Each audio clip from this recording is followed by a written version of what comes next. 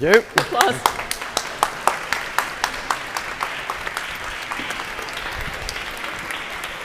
So I'll just leave this here.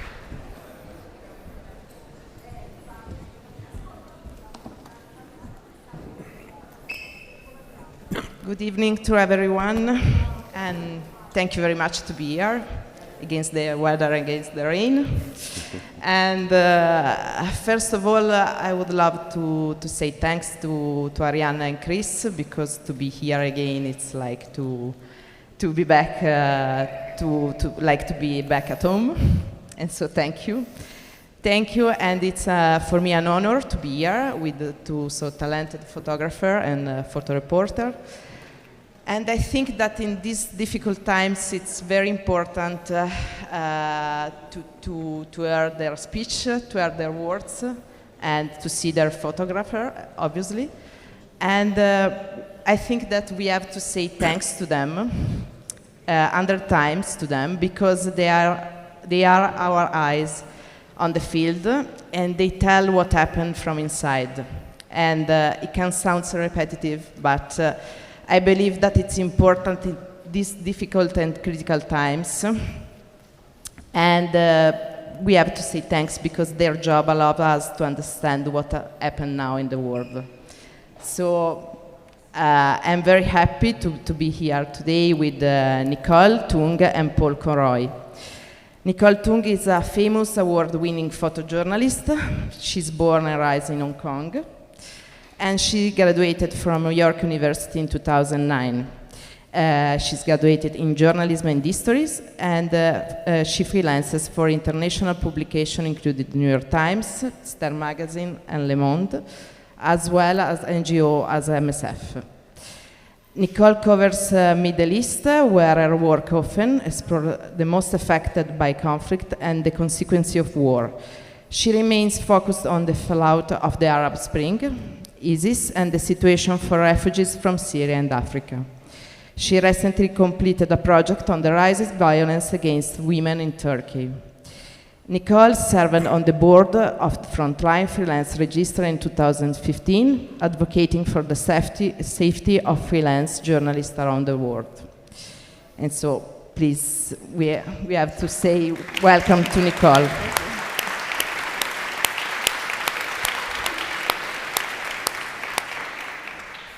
Paul Conroy is a photojournalist and documentary maker. He's born in Liverpool and began his career in the military, in the army. He has worked in war zones all over the world, taking photographs and making film for the BBC, Sky TV, and the Sunday Times. Conroy was one of the first journalists to enter in Libya when the uprising there began in 2011. And his talent meant he was soon teamed with the Sunday Times war correspondent Mary Colvin. Mary Colvin, one of the greatest war reporters of her generation and of our generation. He spent the next 6 months working in Libya with Colvin before working together again in Syria in early 2012. It was the last assignment together. Colvin was killed in a rocket attack in Homs in February 2012. Paul was hospitalized for 4 months on his return to England. Since then, he has written Under the Wire, a novel of his final assignment in Syria, translated in Italian by Newton and Compton, and he has been consultant on a film with the same name, and also worked as a consultant on A Private War, a Hollywood film on the life of Mary Colvin. So, thank you to be here, Paul. Cheers.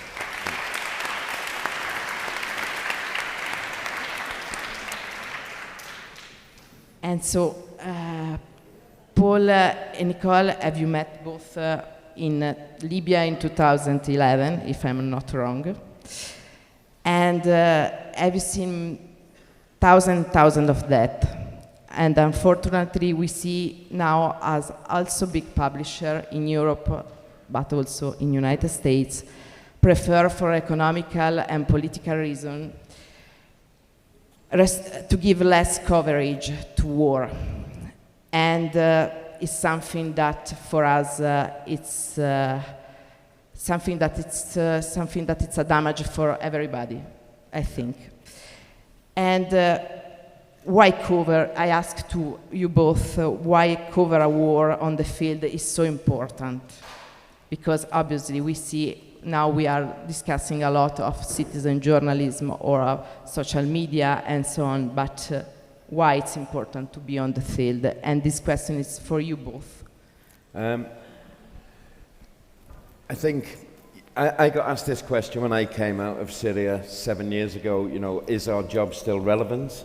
And I kind of think, I answered then, I think it is still relevant. When me and Marie went into the field, you know, the social media existed and it was happening, but I always say, working with Marie, we would get to a point and then it was like peeling back an onion. You get the first wave and then you would go one step further, and with Marie, the depth and the amount of detail that she went into before she would write a single word meant there was real depth to the story. You know, with YouTube and Instagram, etc., it's very easy to put a picture up and write what you will next to it. But with Marie, you know, it was never enough to just have that picture. She would want to know which unit it was from, why it was there. And it's the detail, and it's the, you know, bearing witness was a modus operandi. She would keep peeling back the layers of the onion until we had as near as we could ever gauge was the truth. And I think in an age where everything is so instant and so fast, verification often doesn't happen. We were given in Syria, we were given a video, and it was a room full of dead bodies with no heads. And they were saying this was happening in Syria. We didn't publish, but when we came out, it turned out it was a video of a Mexican drug cartel. Now, it would have been very easy to have put that video online and a big storm would be created. It simply wasn't true. So I think journalists, you know, are more important nowadays to go in and keep getting the next layer. And often that leads you to very dark, dangerous places. But that is our job, and I think it's still essential that it is done in this way. And for you, Nicole? Yeah, I agree. I think there's no replacement for being there and being in front of these situations to as Paul said, bear witness, but also document, no matter how futile it seems, document you know, these situations unfolding, because at some point we can look back at them and say, well, you know, we knew what was going on, and we have, you know, the photographic evidence, the factual evidence to support, you know, whatever it was that was going on, and we can't say that we didn't know. So it is still really important to go into really difficult and dangerous places to do this, and I firmly believe in that mission, even though, you know, some people say that you have no place to be there. But I argue against that, because even though friends, very close friends and colleagues have been killed doing so, you know, we still have that purpose and we still have that mission to do. And it's not because, you know, some people do it for the wrong purposes, but I think in the end it's our profession and our job to elevate people's voices and to verify what's going on. Thank you. And also the importance about the story that journalists on the field can explain. And as Marie Colvin wrote, they are not just numbers. I want to tell the story of each person. And we know that for Marie was a mission, and she has really spent and gave their lives for this. But my question is if it's really possible to give them a voice or a face or a voice, but because we came back at home and they remain there in the middle of the war, and so how it's possible? And this question is for all you both, obviously, to manage this very big topic, because it's something that I think it's important for every journalist on the field, for writers, for a photographer, for a video maker. I think people have voices. I don't think it's fair of us to say, you know, I'm there to, you know, say I'm there to give voice to the voiceless. People have their own voices. It's a matter of elevating these voices. And, you know, as journalists or photojournalists, our job is to build bridges and to give an idea not just of truth, because I mean that's a very tricky word when it comes to single pictures, because it's very hard to say this is the truth in just one image, but to create empathy and to create understanding between people looking at the pictures and the people that we're photographing. I think for me that's the most important thing. And yeah, it's about individual stories, and to create this idea that you know, the people reading this a world away don't just look at numbers and forget about it. It's really to create that connection and make sure that people don't just turn the page and forget about it the next second. And for you, Paul? Yeah, I mean, Marie was extremely good at war. Is a very, very, very big subject to cover, and there are many ways of covering it. There are journalists who cover the politics, there are journalists who cover the military, the strategy. You know, Marie found a way of taking the scale of war, and with her words, and hopefully with my pictures, of actually condensing that into something. She humanized it, you know, and I think one of the best examples of that was a story we did in Syria, the widow's basement, which was just this. It was a basement full of the people who'd had the husbands, their sons, all of the women were crammed into this huge basement. And we went into this basement, and for me, it was a challenge to capture what I saw in that basement. In what I tried to do is try and get it in a single photograph and imagine that photograph without a caption. You know, does this photograph tell the story of what I'm seeing? And Marie would do it with words, and I think it was one of the strongest pieces she ever wrote. And it was because she managed to condense the scale of it into a story. We all have mothers, grandmothers, children, and to put that into a Sunday newspaper and to make people relate to these people, to their suffering, you know, is an incredible talent, and she was so good at humanizing it. And I think that's the best we can do, is to go there, look at this huge, you know, drama and catastrophe happen in front of you, and think, you know, and it is a challenge. Nicole knows too well that the scale of when you're in a war zone and you're seeing everything, and you know, we get one chance a week or one chance every few days to tell that story. And Marie was so good at doing that, and you know, I tried to complement that with them pictures, but it was just making the tragedy of war human and digestible to somebody sitting with their cornflakes, cup of coffee and orange juice. And going, this is happening out there now. Yeah, I want to add. Sorry, I just want to also add. Like, I think, you know, we both cover conflict, but I think what a lot of people don't realize is also going back after the conflict is over, and the aftermath, in many ways, is a lot more complex, a lot more dangerous, and a lot more difficult to report on than the actual conflict itself. And this is what I think a lot of audiences forget too, is that, you know, for example, I've been covering a lot of the aftermath of ISIS in Iraq and Syria, and Mosul and Raqqa in particular, and also in Baghouz last month. But I think, you know, those were very loud and sensational photographs. And when I went back, you know, most of the media had left. But I thought this was the most important stage, because this might be the seeds for the next war. You know, the coalition destroyed these cities. 85% of these cities, or especially Raqqa, was destroyed, and nobody was looking at this and saying, how are we going to help people there rebuild and to prevent a future conflict there? And I think those questions are just as important as the actual conflict itself. Before I was thinking, it's when people read the story and see your picture, your photos, and your videos during breakfast. I don't know if something that we could think it's also that could happen also to us, because I think that's part of it. That is, you know, when these stories appear, you know, I think there's a degree of, you know, there but for the grace of God, you know, could be us. And it's very strange when you go back from one of these conflicts, and people back in England or your hometown say, you know, thank God that isn't here. It's, you know, it's never that far away. You know, these people 12, 13 years ago never imagined this. Nobody foresaw this, and all of a sudden they're in it and they have to deal with it. And And there is a degree, I think, if you can scratch that itch of like, you know, these, you know, compare and contrast. But war is something, obviously, that it's something against nature, and obviously something that we are afraid of.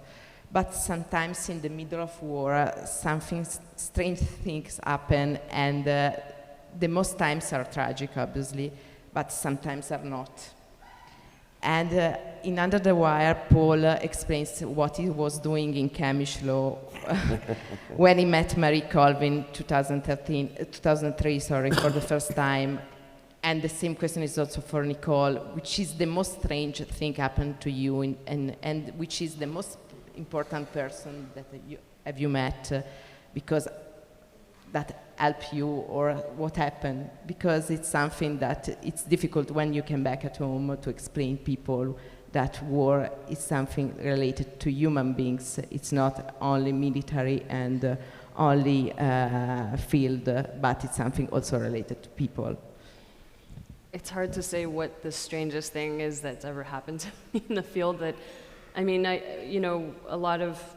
And then when you ask me who are the most important people that I've met who've helped me, I honestly don't think that there's been one particular person that sticks out to me, but I think the most brave people that I've met who have, given me cause to not give up hope are the ordinary people who live through conflicts, who have nothing to do with the war itself.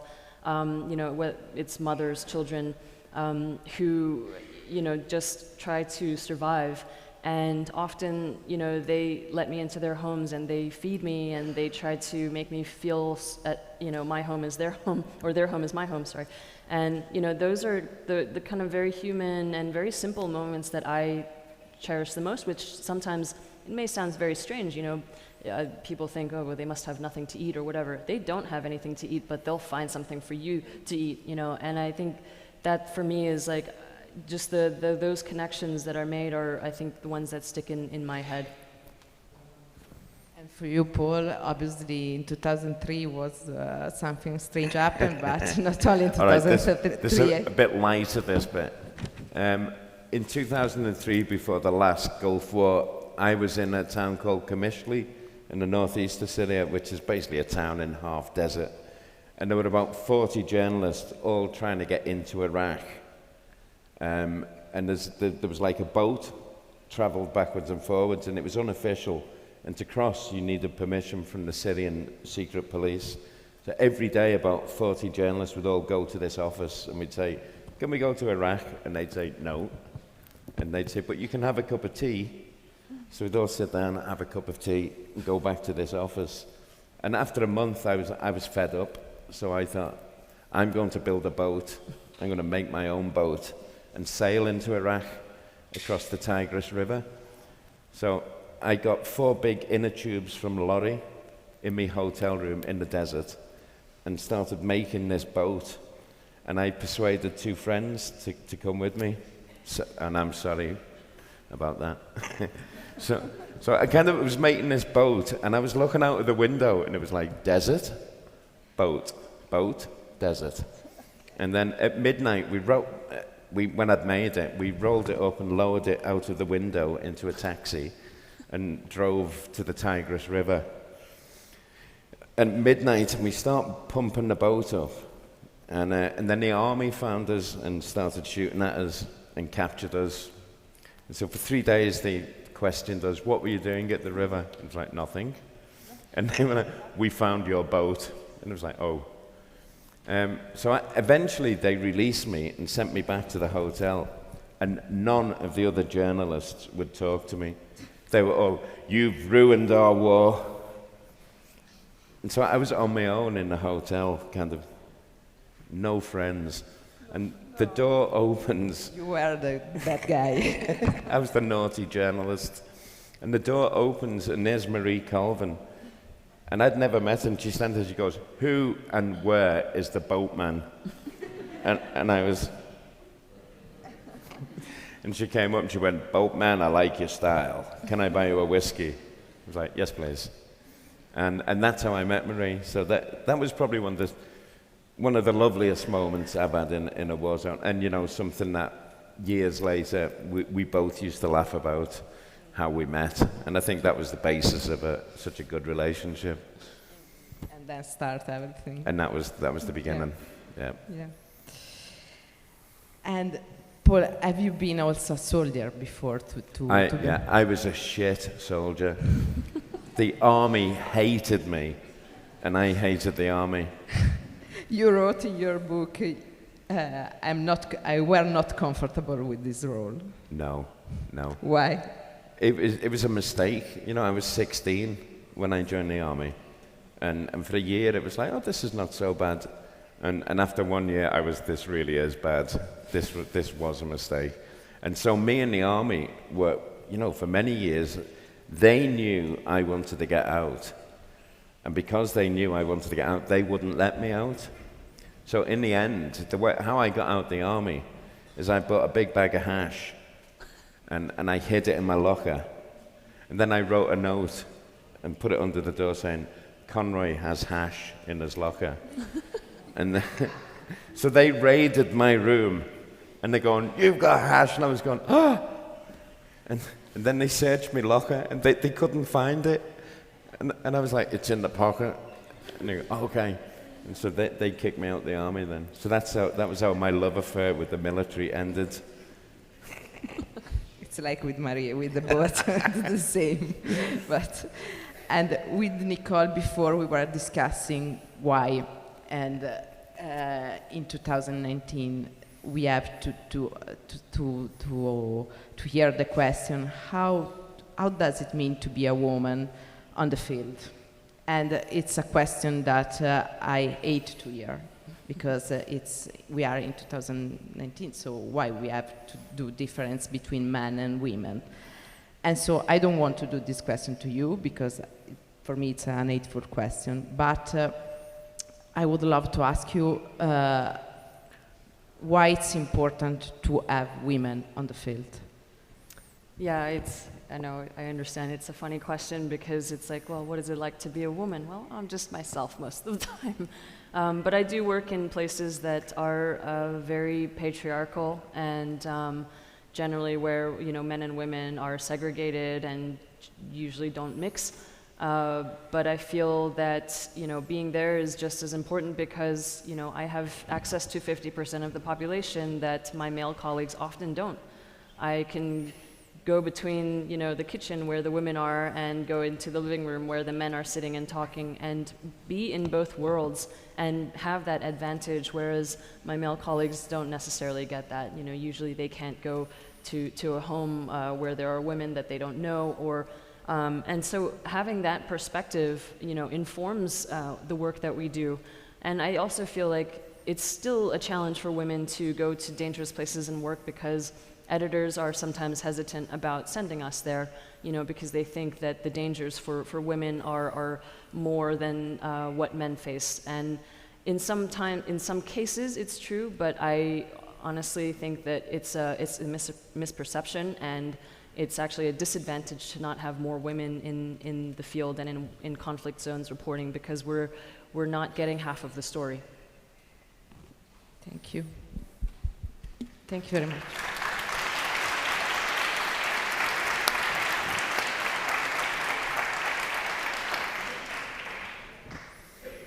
Thank you, and we hope that the next year we don't have to do the same question.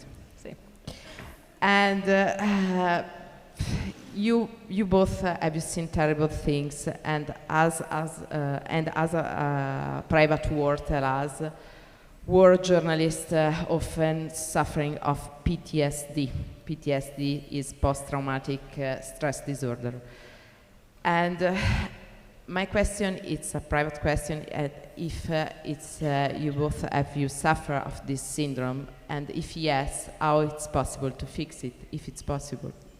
I'm not sure, because when I came out, they got this military doctor to talk to me, an expert on PTSD, and we had this conversation for hours, and he just turned around and he said, look, I think you're insane anyway. So he said, I can't tell if you have PTSD. He said, I can't tell where PTSD begins and you are, and he walked away scratching his head. Okay, thank you.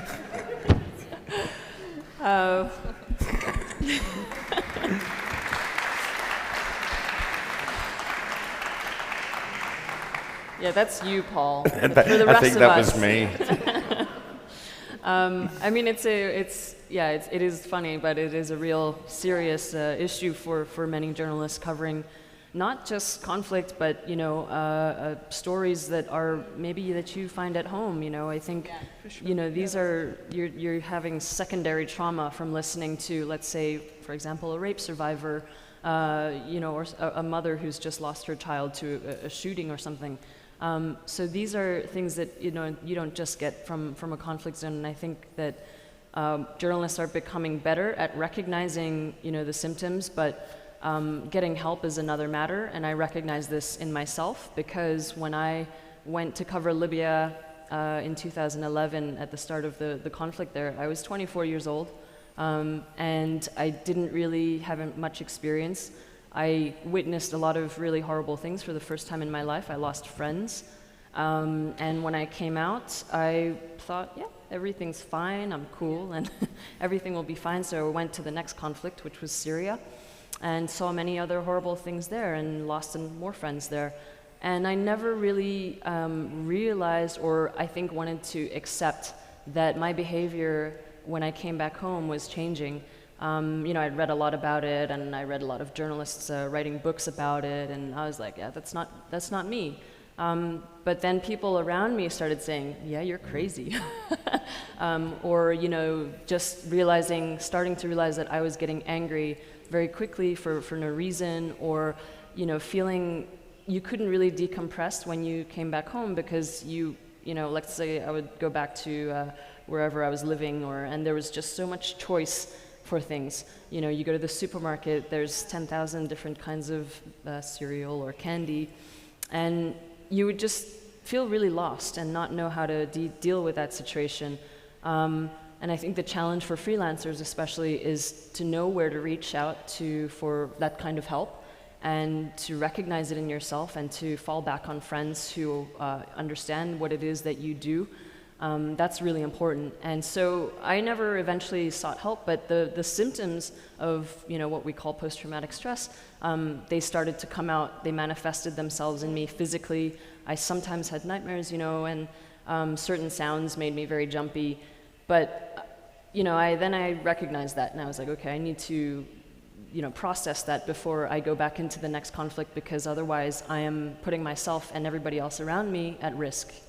I think Nicole's right. You don't really see it in yourself at first. You just think, I always say going into these places is a lot easier than coming out.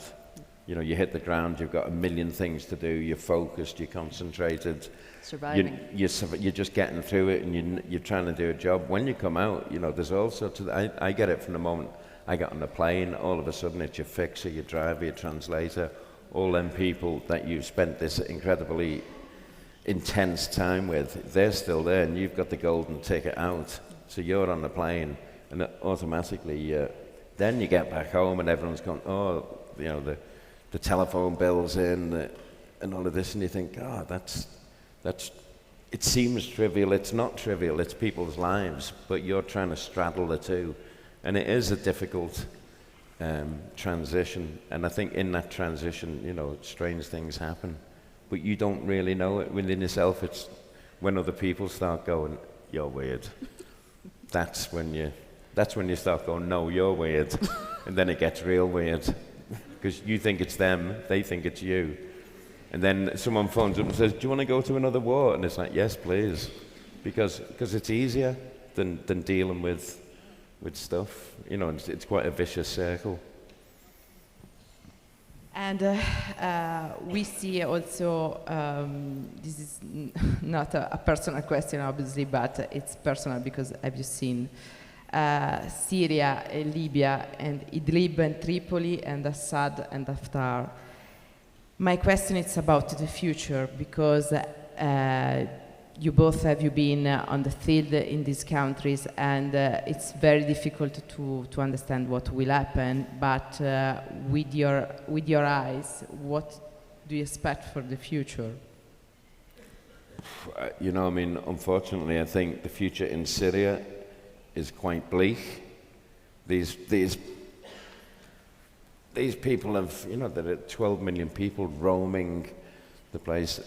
The infrastructure is destroyed, and you know, unfortunately, these people are coming out on top. You know, we have an area, Idlib, that is still 3 million people in a province. You know, a lot of the people who were shipped out of Homs, Aleppo, Douma, Ghouta have all been put into this one area. You know, meanwhile, I think what I'm really concerned about is the slow rehabilitation of Assad and the regime back onto the international diplomatic circuit as if nothing ever happened. And I think, you know, that's the biggest worry I've got for Syria, is that in the rush to get in on redevelopment and rebuild, and that this regime gets away with it. And you know, I'm focused now. We won a court case in the States against the regime for the killing of Marie. And I think that was important because that gives us a piece of paper that we can brandish at businessmen and politicians who are in the process of going, well, look, Bashar al-Assad wasn't so bad. Actually, he was. And we now have a court case saying that this regime are guilty of murder. And I think that has to then be passed on to the ICC. And you know, this has to be, you know, there has to be some sort of accountability. And it's touch and go. You know, there is a big tendency to rebrandish the whole, to rewrite it. And we have to be very careful of people rewriting what's happened over the last 8 years in Syria. And that it's worrying. Nicole, what about Libya? That it's also, have you been also in Syria? But Libya, it's a country that you know very well. And what do you expect? Because every time we heard the journalists came back to Libya and told us it's worse and worse, and it's very difficult every time to report, to tell the truth, to tell what happened. Unfortunately, I think the story in Libya has been reduced to migrants trying to cross the sea. And while that is a really pressing and important story, you know, that's the kind of only news that we get about Libya. And to be fair, it is very, very difficult to work there. There's supposedly 3 governments and, you know, thousands of militia groups. There's so many weapons in the country. It's very tough to get in there and to try to report without being restricted in one way or another. You know, I think it was just like after, you know, NATO bombed the, you know, Gaddafi forces in 2011, left and said, well, okay, that's it for us. The attention of the international media was directed to other places, and we sort of forgot about what happened there. And, you know, without the attention of what was actually happening, you know, things started to become worse and worse. And, you know, I would very much like to go back, but, you know, the question is, how do you work there without the danger that you face, and also working with local people there who face more danger than you? So do you expect also that for a political balance because we see that now in Italy also we are discussing a lot about for example the possibility of election in Libya, but it's something that it's very, very fragile, very, very difficult to say it is possible, for example, to have election in Libya or in the future or not. Yeah, I mean, I think one of the things about the West's intervention in Libya in 2011 was that they thought, yeah, there's going to be elections 6 months from now, and you know it'll be fine. But what they didn't understand was that there was no history of a democratic government there, and you know there were no institutions and social institutions to support people there, or even NGOs, independent NGOs. And so, you know, when there was this kind of hopeful period that the conflict would just end and the next thing, you know, would be a democratic country, it was totally naive in thinking. And I'm not just, you know, it's not just the West. It was obviously a lot of the Arab governments who, didn't foresee any of this either. And so I think, yeah, there's a huge challenge there to try to bring people together, first of all. And before, Paul, you mentioned the case of American court against Assad for Marie Colvin death. Generally, we see that nobody paid a price for killing a journalist, because it's something that happened a lot of times, but I think, correct if I'm wrong, that it's the first time that a court ruled something about against a politician for a death of a journalist. I'm not sure, but I think it's the first time.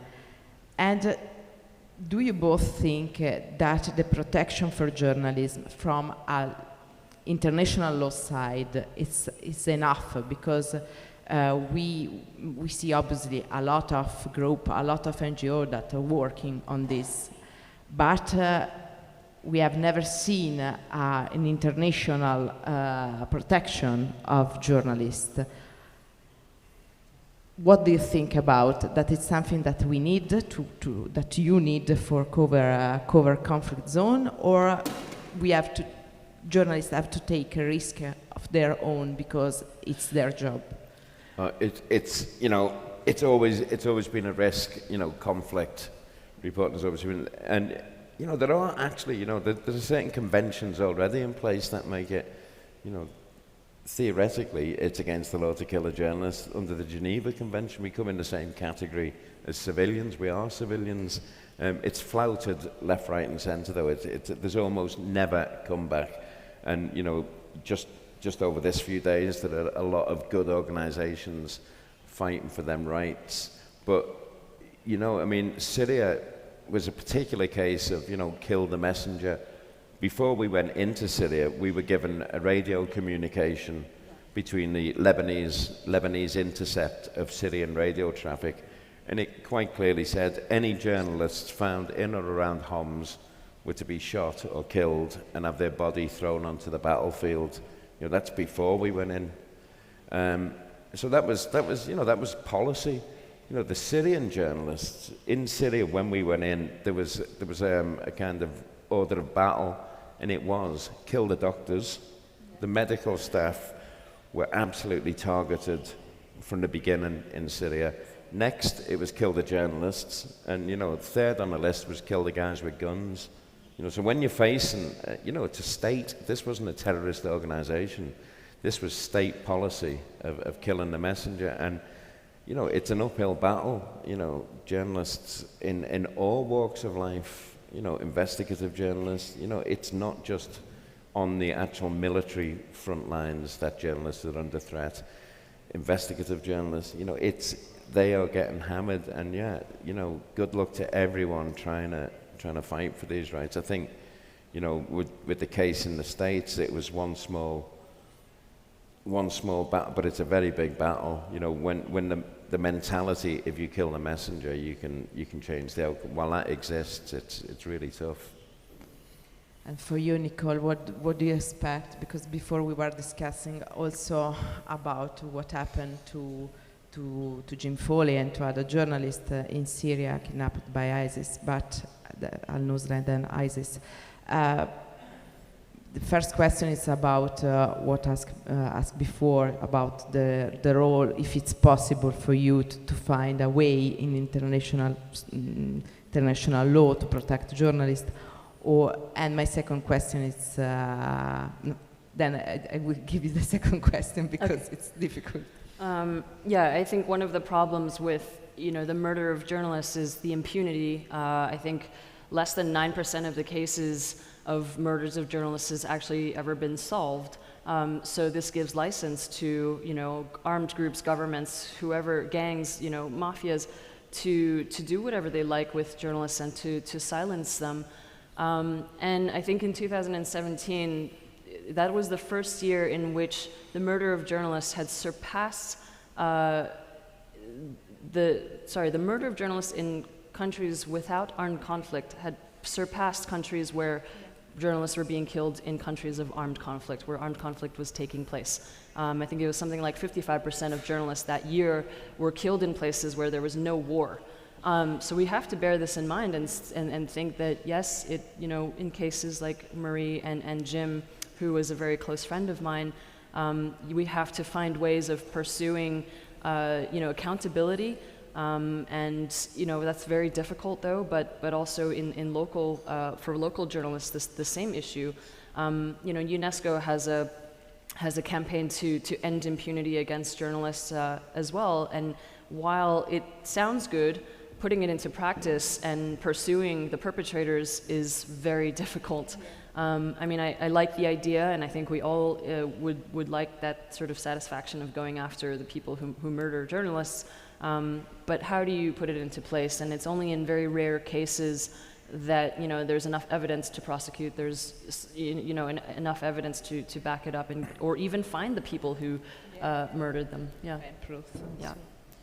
My second question is about ransom and kidnapping, because we know, for example, that Italian government and European government generally and United States government have different policies on ransom of journalists and also ad workers.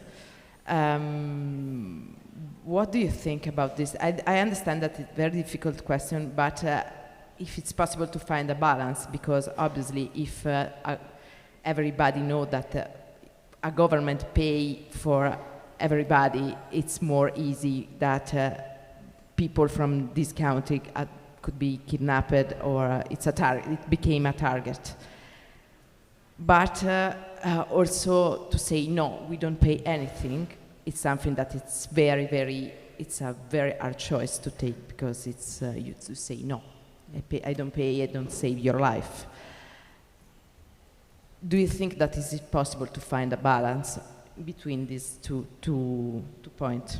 Yeah, I think there is a way to find a balance. I mean, in the case of James Foley, I was on the receiving end of all of this chatter in 2012 after he was kidnapped, about how, and when it came to light that he was, being held by ISIS, the question was, well, what happens now? Because we knew that the American government was firmly against negotiating or even listening to any, of what the captors' demands were, or how there was a possibility of negotiating. I mean, the door was sealed shut. There was nothing, and this was the policy of the Obama administration back in 2014. Then they started to change a little bit after James was killed, after Stephen was killed, after the British journalists were killed and aid workers, that there was a little bit of a leeway to have a back channel between the families and, the US government, who was very ineffective in James's situation. They told the family, keep quiet, don't say anything to the media, we're doing all we can, and they were not doing nothing. So it was up to the family to try to raise money to negotiate for his release, and when they did so, they were told by one official that they would be, have legal consequences if they tried to raise ransom money. And so, this created a huge dilemma for the Foley family, where on the opposite end, for the French and Italian and Spanish journalists, there were back channels already conversations already happening, and they ended up, being released because there were ransoms paid. I don't think that there's a right answer. It really is a case-by-case basis. You can't say that in general this is what we should do. Even for media blackouts, that's a very case-by-case basis. So, I think that for the European governments to have had their citizens back is a great triumph, but that elevates their profile even more to say, hey, then we should, kidnap more Italians or Spanish or whatever it is. But I think there is a way to do it quietly and to do it effectively and to not close the door, but also not leave it wide open. Thank you. My last question is probably the same question that somebody here has, and it's from somebody who is dreaming one day to be like you both, to do your job. And yeah. Time for some bad wisdom. No, I think that there are a lot of people here that. And which is the most hard challenge for the new generation of photo reporter? because there are a lot. Probably the first one is to pay the rent, but I don't know. Look, I mean, it's not just a problem for up-and-coming journalists, it's a problem for current journalists, you know, the financial, you know, how do people make a living from this now, you know, and it's difficult anyway when you're established. And I think the business models for journalism are in flux. You know, in England, you know, we have paywalls or you have donations, you know, it is a case of not only getting your foot in the door, it is how to make an actual living from it. My advice for people wanting to get in it who are passionate, you know, is to take as much advice, you know, from that are groups specifically set up for freelancers, to get as much advice. But you know, it's also, you have to get through this. People often say, if I write to editors and proposals and that, you know, editors kind of look at something for 2.5 seconds and next. So, you know, I mean, I think a friend of mine, Ruth Sherlock, came out to Libya and she wrote and she persevered and she got it. And eventually she got the foot on the ladder and kept going. And that, you know, Marie was really good with young journalists. I think Nicole worked with her for a few days. Yeah. Brave. It was very brave of you.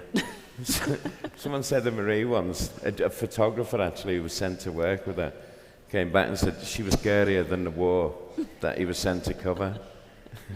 But I think perseverance and, you know, take as much advice that it, you know, the Frontline Freelance Register is a really good place to get all the information you can before you go out there. But, you know, persevere and stick at it and hopefully make a living from it. And from your perspective, which is not the advice, but which is for you the most big challenge for the future? With big challenge, where do I start? Getting paid. No, I think one of the biggest challenges is shaking people's apathy, you know, and making the stories you care about. Because if you care about it, then ultimately, you know, you probably have a better chance of making somebody else care about it and stop and think about somebody else on the other side of the world for a second.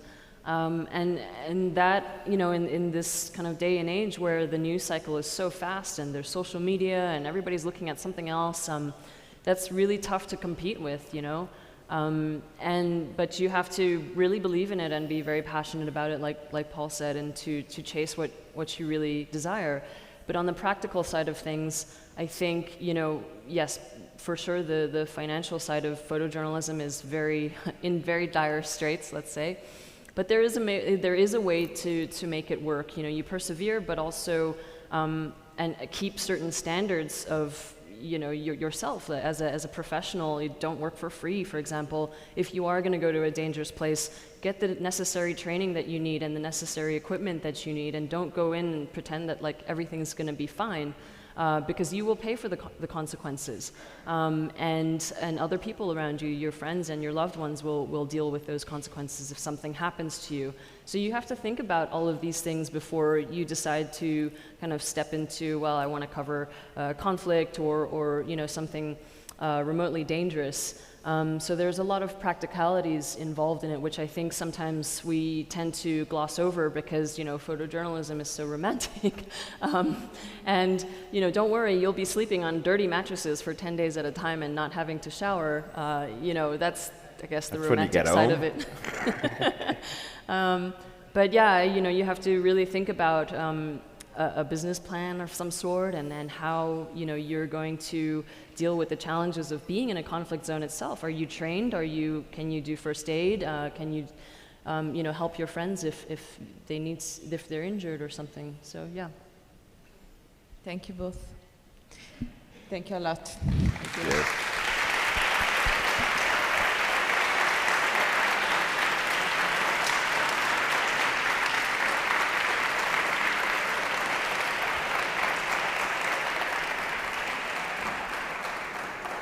Credo che forse abbiamo tempo per 2 domande velocissime dal pubblico. Non so se abbiamo 5 minuti, credo.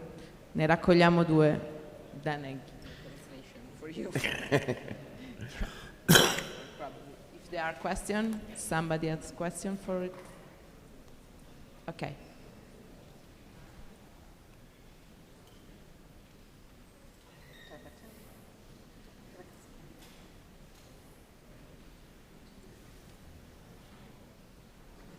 I don't think it's on.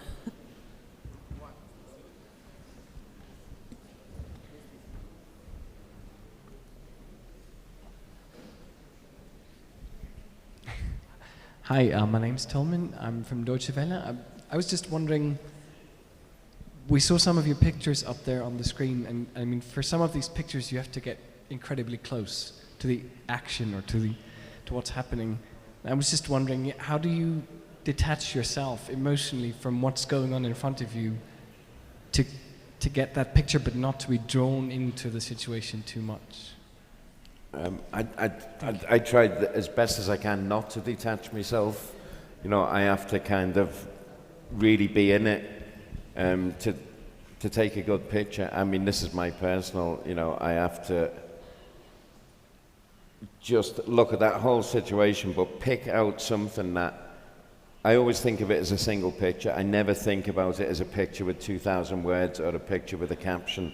I always think, am I telling the story? And that, I think I know what you mean about some of the high impact stuff you see of people and humanity. But you know, you're there. You've made the choice to be there.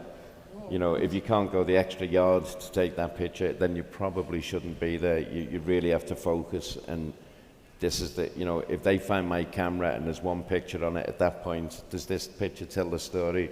Otherwise, you're wasting your time. That's as best as I can put it.